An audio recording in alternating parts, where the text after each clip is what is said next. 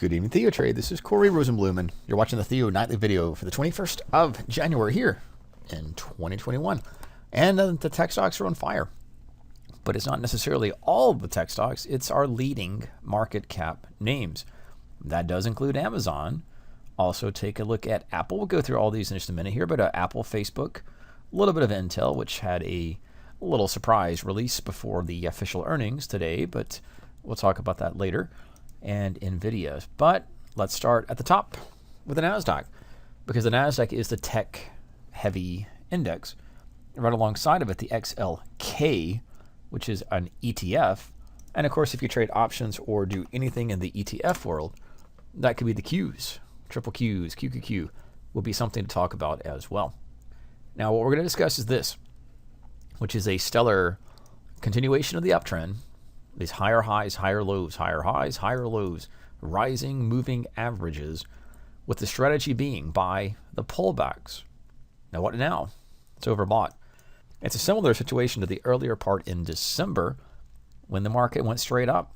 That is 1, 2, 3, 4, 5, 6, 7, 8, 9, 10, 11 days straight up, followed by a snap back pullback, and then about 5 to 6 days straight up as well. So these things can trend. And tech stocks particularly can trend hard and multiple days in a row. That makes shorting it a little bit difficult, but the correct strategy. Does not mean tomorrow is going to be a reversal type of day, but that's what the logic would suggest. But any number of examples show us that it is a more difficult thing to do to call little tops or pullbacks as opposed to going in the direction of the prevailing trend, and that's to the upside.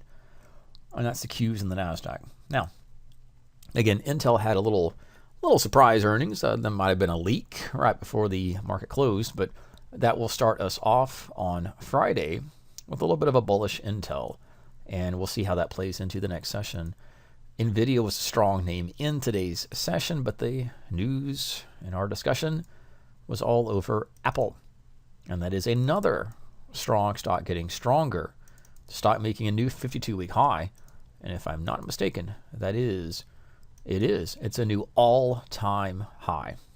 I know, split adjusted, but nonetheless, there is the shares, and that's the play and the outcome for Apple. Beneath that is Facebook. We had a long off of this moving average and double support level. We discussed off of 245, and that's more than achieved the target, which is a bounce back into the midpoint of this. Think about it like a triangle. I'm going to draw this for us.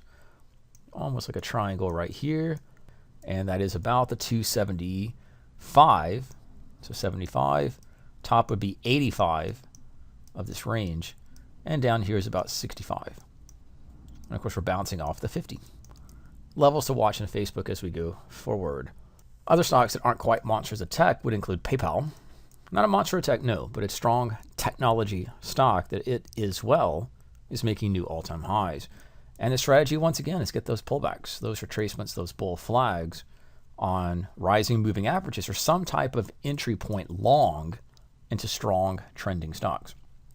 Because I'm going to focus on the technology sector, we'll skip over Home Depot, Target, and a few others, which are bouncing away from support levels. Now for Amazon, this as well had a very defined box and has continued within that range. So I have lines drawn on the chart, but the main idea is that Amazon shares are trading up in this, call it a double top, but it's the 40 print, 3340. Midpoint is about right in the middle here, just about 3,100. So above that pivot, and about 3,000. So if you're keeping back of the envelope numbers, it's about 3,000, 3,150, we'll make it easy, and 3,340 or 50. And that is the box. I know it's tempting to call this a breakout. It is strong, absolutely, but a breakout it is not yet. And that breakout above 3,400, 3,350 pushes above 34 into 3,500, and these are key points for Amazon. And IBM, not so much a monster of tech, and of course we saw Amazon. And anything else? Microsoft. Similarly, I think Microsoft might be best described as a rising sort of trend like that. You can also call it a box. That's been the theme, really, the late 2020 into 2021. These monsters of tech, or these Microsoft, Facebook, Apple, Amazon, etc. You can add Tesla, but that's not quite technology. It is a retail. Of course, Amazon is too.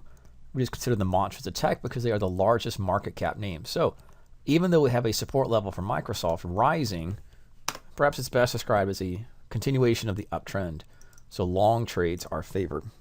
This one was a little surprising this week, and that's on earnings, but I see that rising trend and the bounce point. So technology stocks and the main monsters of tech, they are bouncing and continuing their broader picture uptrends.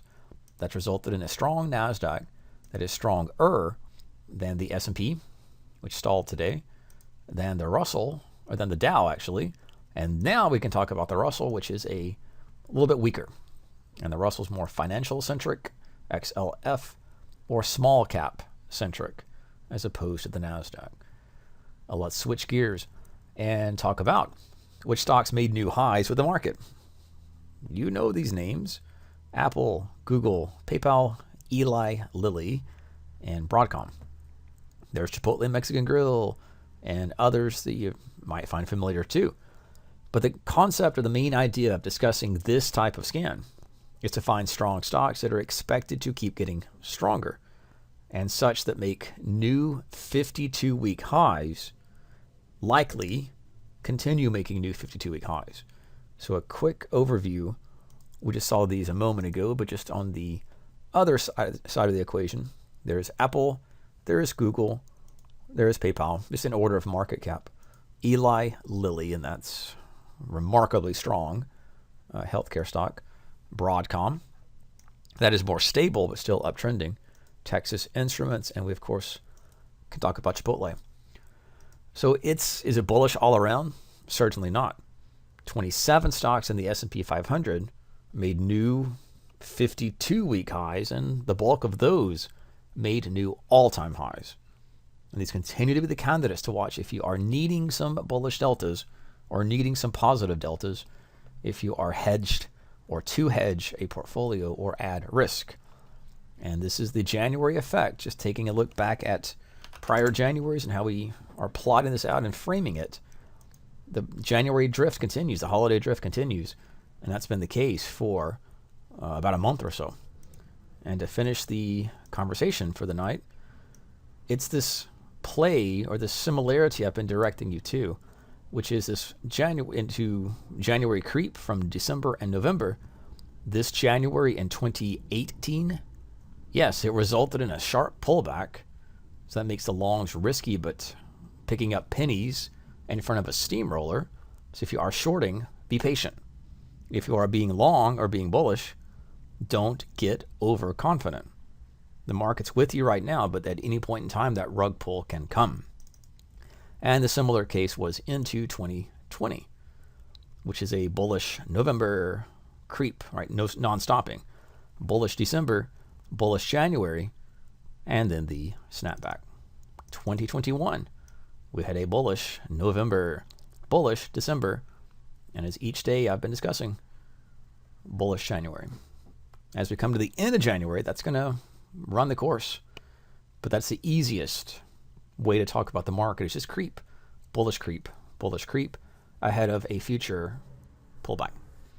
As always, be careful and safe. This is Corey Rosenblum with tonight's Theo video update for January 21st, 2021.